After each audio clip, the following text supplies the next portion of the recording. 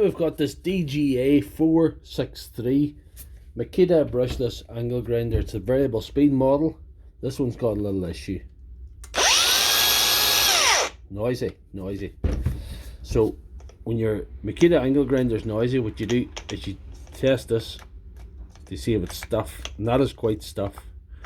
And if that is stuff, you don't go any further. You don't use her again until you've had a little look inside. And you don't need to be anybody fancy to have a little look, because there's just 4 screws in the front here, and you pull them out with a normal Phillips, you know.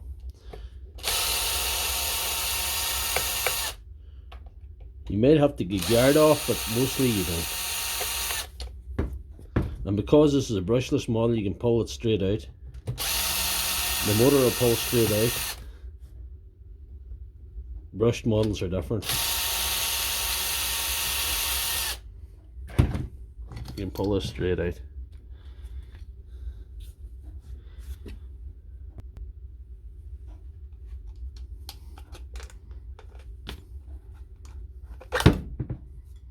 Yep, pull that straight out.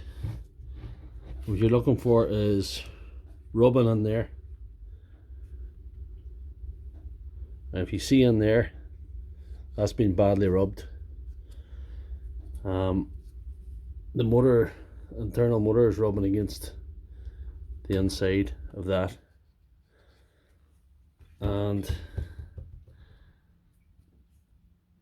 maybe the bearing could do with being changed. Aye, that bearing's done. That's what's wrong. It's the bearing. So the bearing's causing her to rub, and if you leave that like that,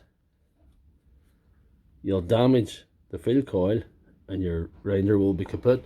Lucky enough, this is still going, so I should be able to order a bearing for that, and we'll be back in business.